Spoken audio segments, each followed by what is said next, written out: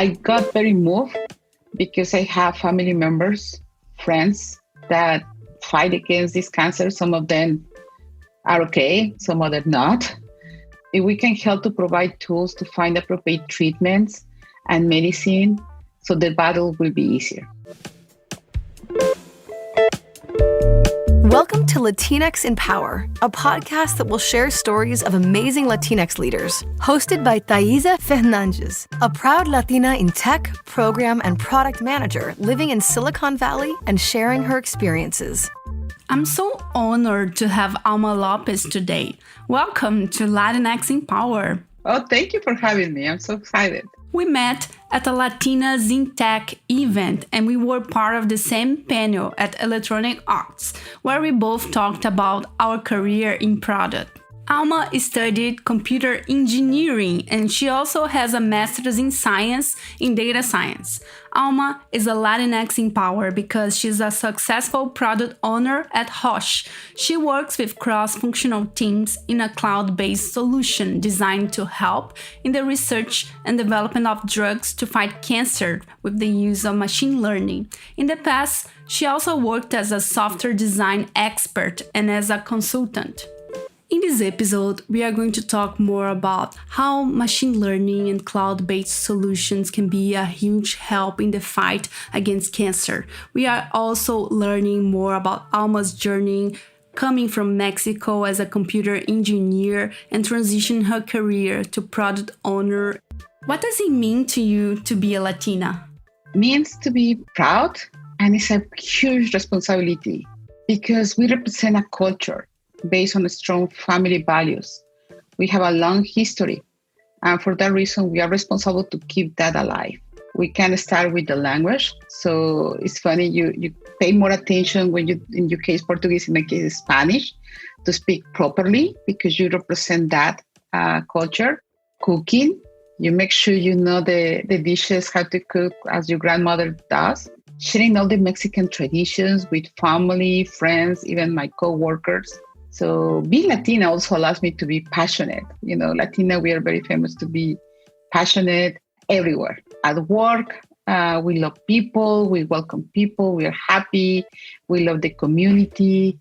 So we are kind of always known as a positive attitude.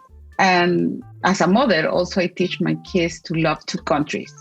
The one that they are born and the one that they have blood. And what I like it here especially is I'm a Latina who choose another place to live. So that also take it as a power. Mm-hmm. So I have two homes, one that was born and raised, and the other one that's the one that I choose to live and raise, in this case, my family. So, but Mexico always has a big part of my heart. I feel the same way. I think I learned how to love those two countries. And of course, I started to listen to more Brazilian music and cook more at home because it's also a way that I feel connected to my country, my family, and my friends. Yes, you see your world with different eyes. Even when you go back, you are more, in the case Brazilian, in my case more Mexican. You feel prouder, and yes, it's a big difference. So being here in the Silicon Valley, be Latina. It's very important. And I don't know, for me, as I mentioned, it's proud. I think that's the best word that describes for me, to be proud. How was your journey abroad? This is a nice story. So I was raised and studied in Mexico. I had a good job in Mexico. But one of my dreams was being in technology, a computer engineer. It was to work in Silicon Valley. In that time, I'm talking about 1997, they sent me for training to San Jose, California. And I was, wow, here it is. You know, when you drive and you see all the companies in that time, it was Sony and Yahoo started in that time, Norton Network, Cisco.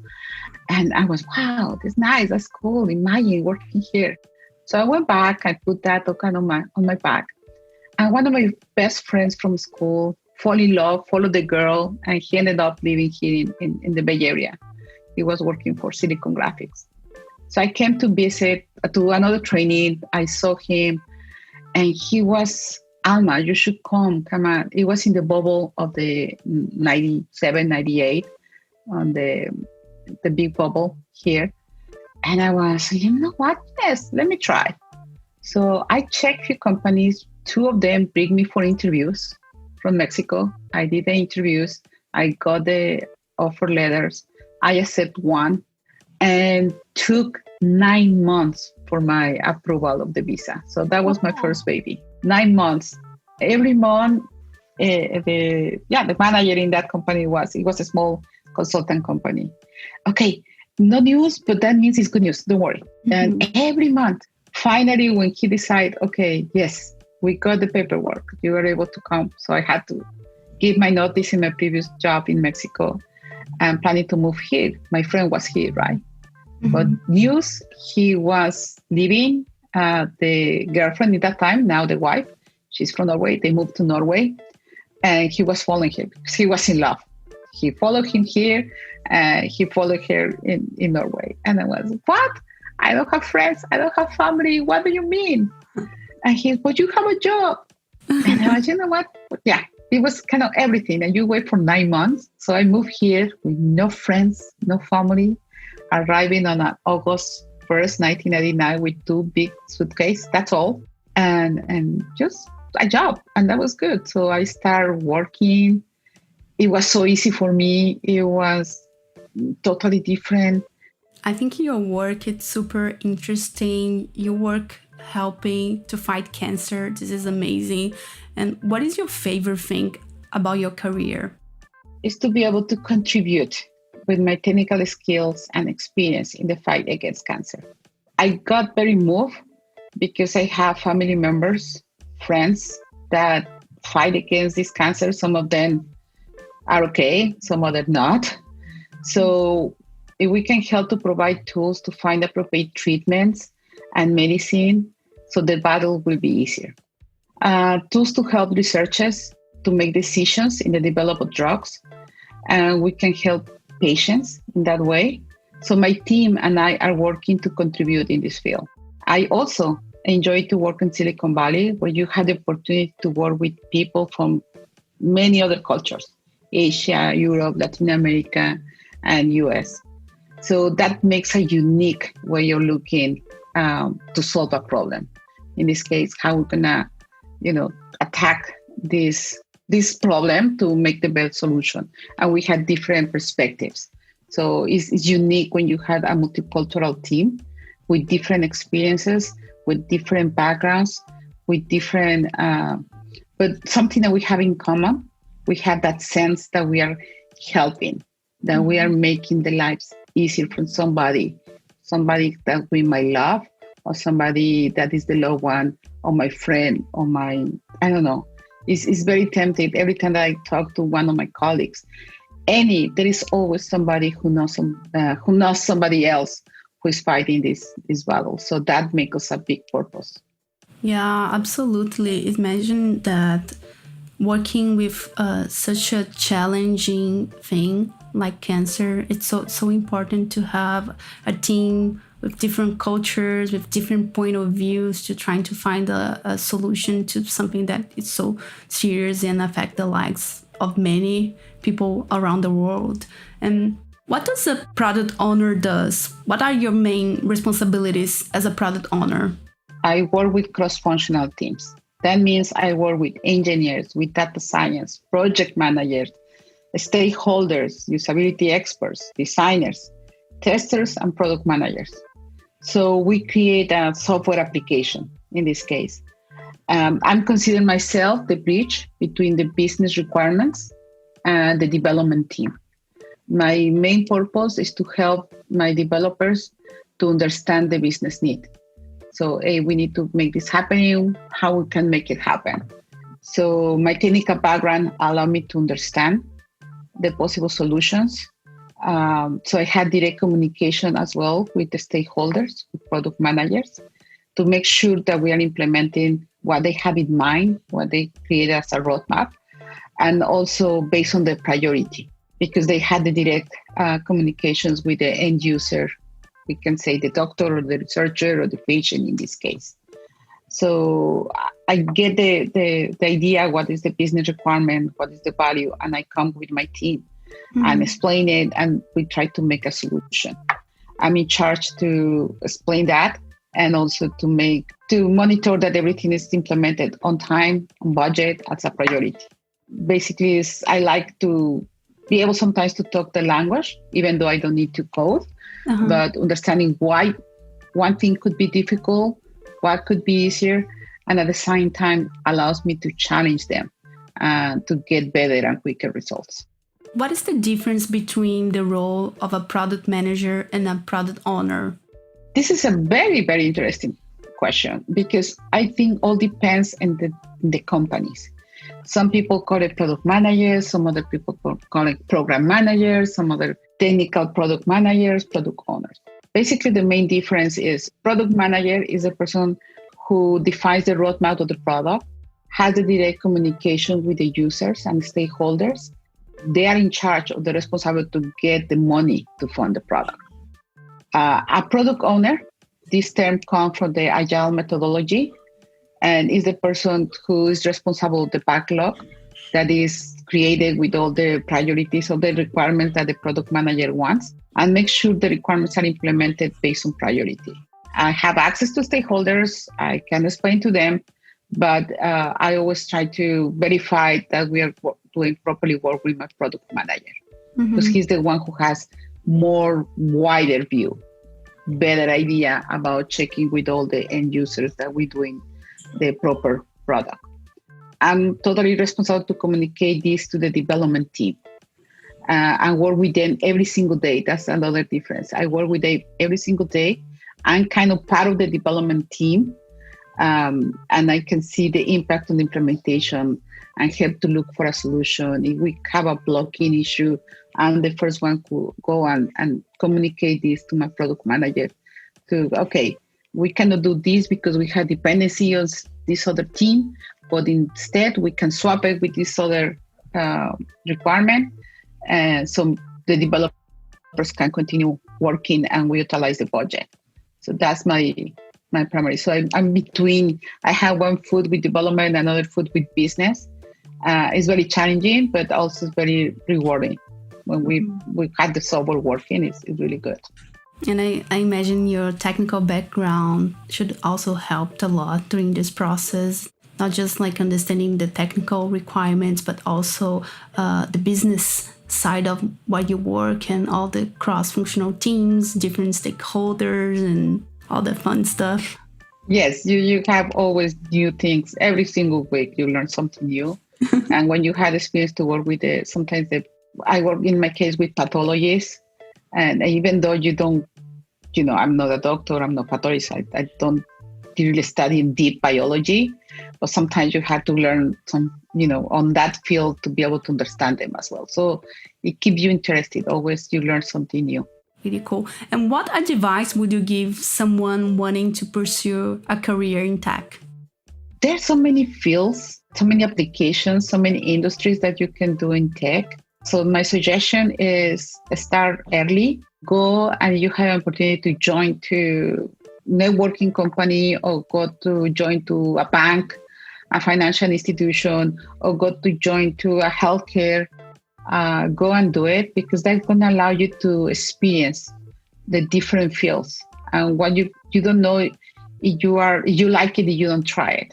Right now, I have so many years already on the industry, but I have colleagues that are dedicated they manage IT projects. Others are architects in very complex networks implementations. I had developer managers, IT managers, data scientists, games and developers. So there's so many applications that they can work on technology. So my base suggestion is just get there, get involved, try it. You don't like it, look for the next opportunity. Technology is everywhere. Be curious. When you feel you're making the difference, and so believe me, you will feel that the salary is not important. This is kind of as a consequence, but you're having fun and you enjoy it. That's what you're gonna continue working, but you don't know if you don't experience it. Mm-hmm. It took me a long to get where I am. I enjoy my previous experience, and everything that I learned before is helping me a lot in what I'm doing right now. So it's always useful, any experience that you can get any other place. Mm-hmm. You're in tech, get ready to continue learning every time, because technology is changing. It's changing so fast, and it's impossible to be expert in everything. Mm-hmm. That's the reason if you decide to go like, on the data science path, or on handle databases, maybe database administrator. Oh, I love telecommunications, networking, here. But there's so many places that you can work on technology. And the good part is the pay is good. Yeah. So it's a good place to be. Like right now in the pandemic was a place or a role that really wasn't impacted. When you continue working, as soon as you have internet connection, a computer, you can continue working. Yeah, and at the same time, I feel that if the person doesn't have the opportunity to transition right away, even in the company they already work, or like move to another company, they can also start their own project that is related to technology, work in their own pace, their own time, and build a product just to try out, test, and learn. And I think it's also a great opportunity, not just to learn, but to showcase to other people what you really want to do and the cool things you're building. Everybody has the skills. Everybody. Like I'm not considering myself, I was very shy at the beginning when I was starting working. Mm-hmm. And I had to develop to talk to people, to be good on presentations. It's a journey. Mm-hmm. But if you give me a problem and start coding, I'm faster on that. I'm kind of dedicated. I can do it, no problem. Mm-hmm. And people that vice versa. So they have dedicate more time on coding, but they are very easy people going. And I think it's just take advantage of your skills. And also the ones that you think you are not so good, you have room for improvement, do mm-hmm. it. Take training, coaching, and also, as I mentioned, do it. Don't think about it. Especially for us, the language, I totally relate with that. When you arrive to these countries, oh my God, they won't understand me. So you mm-hmm. keep quiet. You don't ask questions. But somebody's like, I'm going to do it. I need to practice. I had to do it. Don't be afraid of that. Go and do it. I mm-hmm. think is the motto here. You make it good. If not, well, it was a lesson. So let's continue. Exactly. This is a great point. We don't learn if we don't do it. And I also like this idea of getting 1% better every day. I think the consistency is also something super important. And what really makes you excited? Something that really, really makes me excited is the feeling of accomplishment. Is when I remember as a kid, my mom and your parents had some expectation of you and you accomplish it, that feeling that they're proud of you, they're happy because you did it, you reached the goal, is good. So I relate this as a mother, as a daughter, as a wife, as a product owner, engineer, something that I realize I do. I love to plan. Mm-hmm. Even when we go for vacations, I plan. Okay, let's do. I'm not so planning on detail, but I like to have an idea. Believe me, I'm not the one that's let's go to Disneyland right now. Let's go. No, I had to have a few days. Just, okay, we're going to go. This is the hotel. At least we're planning to stop here. We're planning to come back on this day. So I like to plan. Mm-hmm. But when I fulfill the plan, when I finish my little project, even cleaning the house, I feel so good. It's that feeling of accomplishment. Exact me to start the project, exact me to start the plan. For me, it's made my world better, and with the people around me to feeling better. Mm-hmm. Even, believe me, I don't think there is somebody who really enjoy cleaning the house, mm-hmm. but I see that, okay, I don't like to clean it, but this is the reward. I'm going to have a nice house. I'm going to, start watching my favorite series, and everything's going to smell clean. So that just feeling the accomplishment moved me. So, mm-hmm. and I apply it also to the work. Okay, this is going to happen. I know I'm going to reach this goal or this milestone. I just keep my eye on the final thing. And when I reach it, I enjoy it. I really, mm-hmm. really enjoy it. Tell me the first thing that comes to your mind when you hear these phrases. The first one is, a song for a karaoke night? Timbiriche. And this is a band on the 80s, 90s in Mexico that I grew up with their songs in several stages in my life. So literally we grew up together. So I know all the songs and I can really sing it with feeling. So yeah, the Spanish, but Mexican people will relate on that. And your superpower? Multitasking. That's very useful in motherhood. But, I think it's something like women have, men know. But you can wash dishes and watch TV, right? You can listen to your favorite song and still kind of think on the solution of a problem. Mm-hmm. You can, feed the baby and still listening what's going on and going to prepare for dinner that night. So yes, it's multitasking, and I think I'm kind of decent good. Mm-hmm. But yeah, that will be my superpower. I love to listen to podcasts while I'm cooking. Good tip. And a book. Only one? Only one. Okay, this one. You Are a Badass. This book, I read it like maybe 3-4 years ago. I was talking to my sister, my little sister, last week on that book, that she hadn't had the opportunity to read it. Now you have to read it. It's a book that every single chapter is empower women. Like be grateful, love yourself. It's, even though you say, yeah, and as I mentioned, not everybody has all the nice skills you need to develop, but the one that you have and you have to do is be good to yourself, love yourself, take time for you. So I like that book, that every single chapter, I remember every single chapter close on, love yourself. And you finish it, love yourself. But it's a mantra. It's a good thing that you learn. So I really like it, and it's very empowering for women. It's from Jen Sincero, right? I think yes. Yeah, I read this book. Really cool. And what is the last skill you learned? Meditation. Even though I've been doing this for years, I meditate. But I can say until the last 5 months, I really feel that I'm in a meditation mode. Before, you got like 1 minute and you start thinking, I have to do this, I have to do that. Oh, okay, no, go back to silence. Oh, you had to. So it was really hard with mantras. It was, I try. But in the last 5 months, this is the only skill that really keep me in my good mood, because having kids, with no going outside, with no summer camps, it was crazy in this house. So the meditation, it was the only me time, quiet time that allowed me. And this time I was able to, wow, oh my God, I did 15 minutes. I felt like a 2 and I was quiet. I cannot say I master it, but I can say I really meditate now.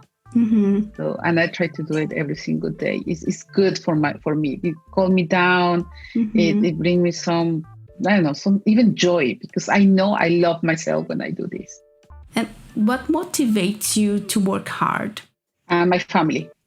Those are the ones who encourage me every single time to do my best. In my early years in the school, in activities that I get interested, they always were happy and supported. When I was taking photography classes or martial arts or interested in computers, my dad was the first one who, in that time, in the 80s, spent a lot of money to buy me a computer. And I was, thank you. So I was able to do my homework and everything at home. I was so lucky. Nowadays, my husband, my kids are my big cheerleaders. So it's nice to be supported to do personal growth. I went back to school 3 years ago to do the master's, and I'm too old for that. Come on. And my kid was, no, Mom, come on. And I love it. And my kid was encouraging. We were like doing homework together. He in his desk, me in my desk. And when was the graduation, I was lucky to graduate in 2019, this year. And I was able to go and walk, got the whole ceremony, and my kids were there. I never forget their eyes and their proudness as a kid. Oh, my mom is there walking. So that's what it motivates me to do my best, and what that moves me all the time. That's even when you're sick and you, oh my God, I don't want to get up from the bed, but they're the ones who give me energy and make do better job, better work all the time. Amazing. I'm sure they are really proud of you. How do you continue to learn in order to stay on top of things within your role? I think it could be from basic things like reading articles, be on top of what is going on technology, check videos regarding a new topic. And now when we have all this internet access to all the material, research papers, books, training material, as an expert in the field, believe me, researchers, they love to talk about their job. They're so ask about it. In my company, check your company where you are, they offer professional growth to develop the hard and soft skills and continue to learning all the time. Even for just talk to people. I think that's you will be amazed on all what they do and how much you can learn and see the world in a different way. I read a quote not a long time ago that really resonates with me. It's from Patrick Collison. Basically, Patrick said that you could pound yourself in your head against the wall and think about original ways to solve a problem or do things. And you can also cheat by reading books. And I think that was amazing. I love that quote. Yes, and all kind of books, right? It's for me, I always explain to my kids. My kids are not so good readers. They are sports people. But so I tell them, hey, this open your mind to a different world. If it's adventure book, if science fiction, or if even mathematics, algebra, it's open your mind to a different world. And little by little, I'm trying to convince them. But yeah, it's hard for a kid who loves sports to sit down still to read a book. And negotiation skills are definitely something extremely important in your profession. Do you have any tips to someone who is struggling or want to improve their negotiation skills? I think this communication. Communication is the one that you need to make a negotiation. Verbal and writing communication are so important to be able to listen and take the time to understand. Because when you're talking to somebody to negotiate, but you don't understand what they want to tell you, want to try to communicate to you, it's going to be hard. When you have the time to listen and you go, okay, now I understand your point of view. Let me see it in the eyes that you see it. And this is my proposal. Be analytic, analyze the situation. And what it works for me is always when I try to sell an idea, I always bring my plan A and my plan B. Mm-hmm. So I always go for the one that I want to get, of course. So, okay, I want to be able to get this period of time to be able to make all this. Oh, no, it's too much time. And you kind of know what is coming from. So you can, okay, what about not 2 weeks? What about a week and a half? And not 3 resources, just 2, because we wanted to do this and we promised. So you're going to, at least you offer 2 options or 3 possible. Mm-hmm. So you give the opportunity to the other part to make a decision. Mm-hmm. So you offer options and they make a decision. So it's not your decision at the end it is, but give the opportunity for them to feel empowered as well. Mm-hmm. Is this way or the free way? No, we had this way, but we can do this other way. I highly prefer the first way.